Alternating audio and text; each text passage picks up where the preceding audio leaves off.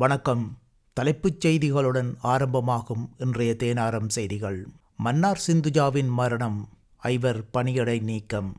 நாவட்குடாவில் நள்ளிரவில் படுகொலை செய்யப்பட்ட குடும்பஸ்தர்.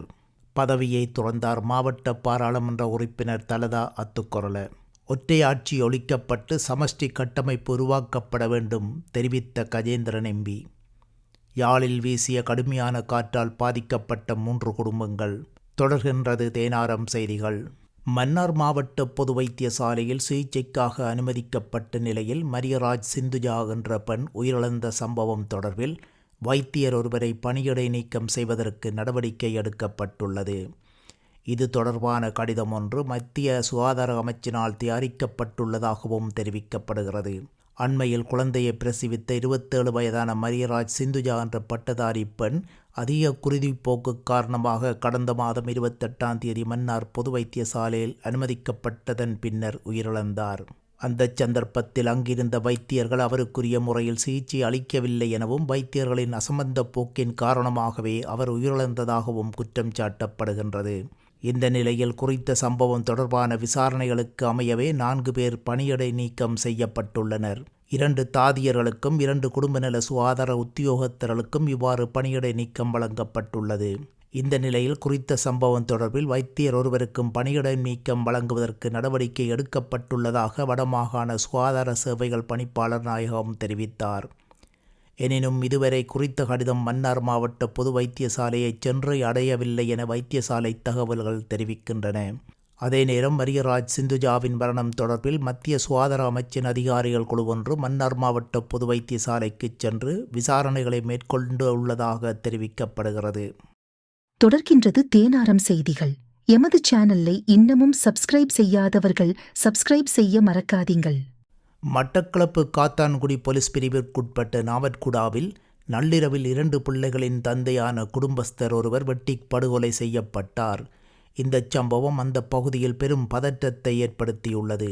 44 வயதுடைய குடும்பஸ்தரே வெட்டுக்காயங்களுக்குள்ளான நிலையில் மட்டக்களப்பு போதனா வைத்தியசாலைக்கு கொண்டு செல்லப்பட்ட நிலையில் உயிரிழந்தார். நேற்று முன்தினம் 20ஆம் தேதி செவ்வாய்க்கிழமை நள்ளிரவில் நாவட்குடா பகுதியில் வீதியால் இவர் வந்து கொண்டிருந்த போது இனந்தெரியாதவர்களால் தாக்குதலுக்குள்ளாகி உயிரிழந்தார். இந்த சம்பவம் தொடர்பில் காத்தான்குடி போலீசார் மேலதிக விசாரணைகளை முன்னெடுத்து வருகின்றனர். தொடர்கின்றது தேனாரம் செய்திகள். எமது சேனலை இன்னமும் சப்ஸ்கிரைப் செய்யாதவர்கள் சப்ஸ்கிரைப் செய்ய மறக்காதீங்கள். ஐக்கிய மக்கள் சக்தியின் இரத்தினபுரி மாவட்ட பாராளுமன்ற உறுப்பினர் தலதா அத்துக்கொரல தனது பதவியை ராஜினாமா செய்ய தீர்மானித்துள்ளதாக நேற்று 20ஆம் தேதி புதன்கிழமை பாராளுமன்றத்தில் அறிவித்தார். பாராளுமன்றத்தில் உணர்வுபூர்வமான உரையை ஆற்றிய அவர் ஐக்கிய தேசிய கட்சி பிளவுபடுவதில் தனக்கு விருப்பமில்லை எனவும் குறிப்பிட்டார். தலதா அத்துக்கொரல ஐக்கிய தேசிய கட்சியின் முக்கிய புள்ளியாக இருந்த காமினி அத்துக்கொரலவின் சகோதரி ஆவார். அத்துடன் இவர் 2004இல் முதலில் பாராளுமன்றத்திற்கு தேர்ந்தெடுக்கப்பட்டார். மேலும் 2010, 2015 மற்றும் 2020 பொதுத் தேர்தல்களில் அவர் இரத்தினபுரி மாவட்டத்திலிருந்து வெற்றி பெற்று பாராளுமன்றத்துக்கு தெரிவு செய்யப்பட்டார். 2020இல் அவர் இரத்தினபுரி மாவட்டத்திலிருந்து 45,105 வாக்குகளை பெற்று ஐக்கிய மக்கள் சக்தி சார்பில் பாராளுமன்றத்துக்கு தெரிவானார். தொடர்கின்றது தேனாரம் செய்திகள். எமது சேனலை இன்னமும் சப்ஸ்கிரைப் செய்யாதவர்கள் சப்ஸ்கிரைப் செய்ய மறக்காதீங்கள். இலங்கையில் தமிழ் முஸ்லிம் மக்களின் எதிர்காலம் பாதுகாப்பானதாக மாற்றியமைக்கப்பட வேண்டும். அதற்கு ஒற்றையாட்சி கட்டமைப்பு ஒழிக்கப்பட்டு ஒரு சமஷ்டி கட்டமைப்பு உருவாக்கப்பட வேண்டும் என தமிழ் தேசிய மக்கள் முன்னணியின் பொதுச் செயலாளரும் யாழ் மாவட்ட பாராளுமன்ற உறுப்பினருமான செல்வராஜா கஜேந்திரன் தெரிவித்தார். ஜனாதிபதி தேர்தலை புறக்கணிக்க கோரி கிழக்கு மாகாணத்தில் துண்டு பிரசார விநியோகம் நேற்று முன்தினம் 20ஆம் தேதி செவ்வாய்க்கிழமை ஆரம்பித்து வைக்கப்பட்டது. இது தொடர்பான நிகழ்வு மட்டக்களப்பு காந்தி பூங்காவில் தமிழ் தேசிய மக்கள் முன்னணியின் தேசிய அமைப்பாளர் தர்மலிங்கம் சுரேஷ் தலைமையில் இடம்பெற்றது. இதன்போது ஊடகவியலாளர்கள் சந்திப்பில் கஜேந்திரன் எம்பி மேலும் தெரிவித்தவையாவது: நாமல் ராஜபக்ஷ தமிழர்களுக்கு உரிமை கொடுக்க மாட்டேன், அதிகாரங்களை கொடுக்க மாட்டேன், வடக்கு கிழக்கை இணைக்க மாட்டேன் என்று சொல்லும் துணிச்சல் வந்திருக்கின்றது. இனப்படுகொலையாளிகளை பாதுகாத்து விட்டதன் விளைவாகத்தான் அவர்கள் துணிச்சலாக எழுந்து நின்று இன்று நாமல் ராஜபக்ஷவை ஒரு வேட்பாளராக நிறுத்தியிருக்கிறார்கள்.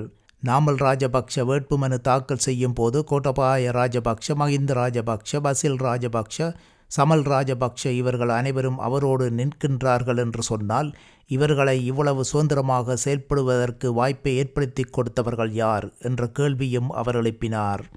தொடர்கின்றது தேனாரம் செய்திகள். எமது சேனலை இன்னமும் சப்ஸ்கிரைப் செய்யாதவர்கள் சப்ஸ்கிரைப் செய்ய மறக்காதீங்கள். யாழ்ப்பாணத்தில் நேற்று 21ஆம் தேதி புதன்கிழமை வீசிய கடுமையான காற்றால் 3 குடும்பங்கள் பாதிக்கப்பட்டன. அத்துடன் பருத்தித்துறை புலோலி மேற்கில் நாகதம்பிரான் கோயில் மீது பனைமரம் முறிந்து விழுந்ததில் அக்கோயிலும் அதிக சேதமடைந்துள்ளது. நேற்று வீசிய கடும் காற்றால் குருநகர் 5 மாடி குடியிருப்பில் கூரை பறந்ததில் 3 குடும்பங்களைச் சேர்ந்த 11 பேர் பாதிக்கப்பட்டுள்ளனர். இவ்வாறு பாதிக்கப்பட்டவர்களுக்கு யாழ் மாவட்ட அனர்த்த முகாமைத்துவ பிரிவு மனிதாபிமான உதவிகளை உடனே வழங்கியது. இத்துடன் தேனாரம் செய்திகள் நிறைவு பெறுகின்றது. வணக்கம்.